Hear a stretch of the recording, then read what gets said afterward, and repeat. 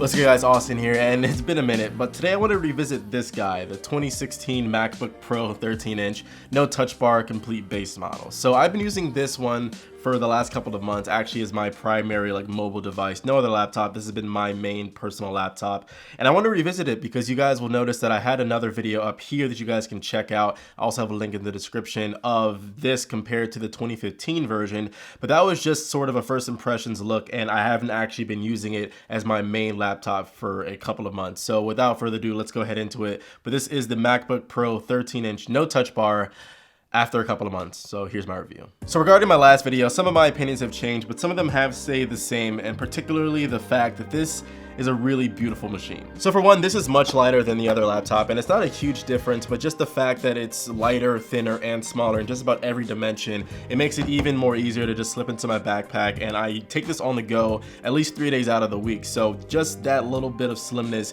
actually helps more than I thought it would, because it is significantly lighter and a bit smaller than the older one, and it still keeps the same screen and pretty much the same footprint, except it's a bit smaller. So that's definitely been a plus side. And then pretty much everything about the design I love. So you have this beautiful space gray color, which is one of the main reasons why I bought it, for being honest, but I'm really liking the color.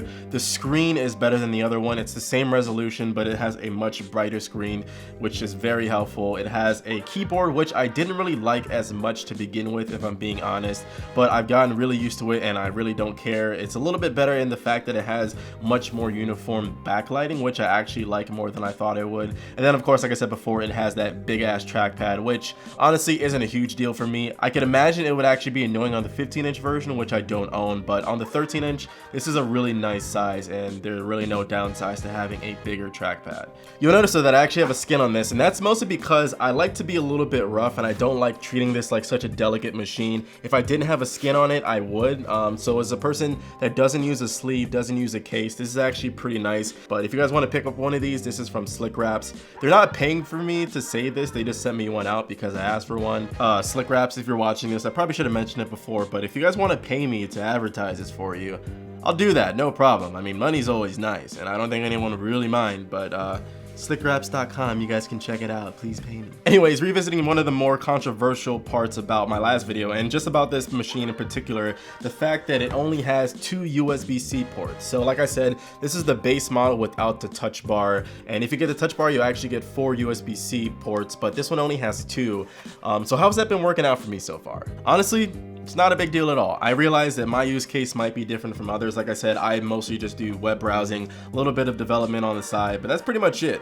I don't really use ports that much. I have one to charge, which I am missing the MagSafe charger, but I've gotten over that since. But honestly, I have this adapter that I picked off of Amazon for 30 bucks, and it has pretty much everything I need. So it has 3 USB 3.0 ports, a micro SD card slot, and a regular SD card slot. One adapter picked off of Amazon for about 30 bucks, and I use this pretty sparingly. I just kind of have it in my backpack for that rare moment where I don't have something in my Google Drive and I need to actually plug in something physical.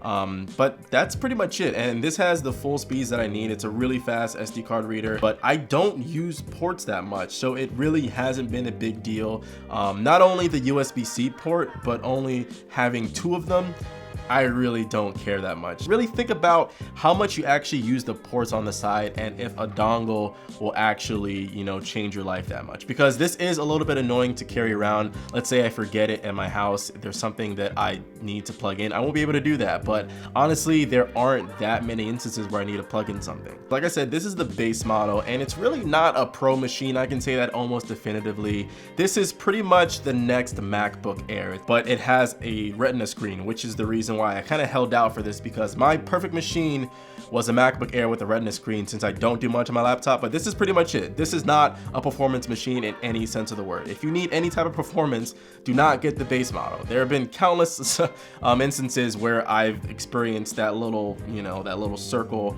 just browsing Safari. So by far, this is not a powerful device. I'm gonna go on the record and say that. If people disagree, but I've been using this as a regular laptop, as someone who just browses the internet, not even using Chrome, but using Safari. And I've had a lot of instances, more so recently, where it just spins and it hangs for a little bit. It's not that annoying, but just know that this is not a powerhouse machine.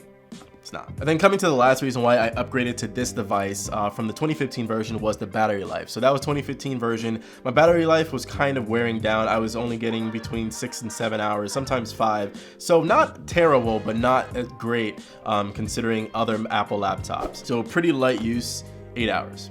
Just no more, no less, 8 hours. Pretty good. So overall, my review of this machine is positive, especially for my use case, but there are a few caveats. So this is a $1,500 machine. Would I pay $1,500 for this? Hell no. I got this off of Craigslist, and I know a lot of people don't like Craigslist, but I've gotten some good deals, brand new, still sealed in the box, for $975, and I probably wouldn't pay any more than $1,000, $1,100 for this machine because, like I said before, just considering the base model, if you're getting just the base model, it is not really a powerful machine. You're gonna be able to do everything you need to do, word processing, a lot of tabs open, and then watching videos. But if you need to do any type of video editing that's in 4K or anything, then stay away from this machine. 1080p in Final Cut, it'll work fine. But if you need to do anything intensive, this is pretty much a MacBook Air, but it looks a lot better. It comes in space gray and it has a high-res screen. Other than that, it's not a pro machine.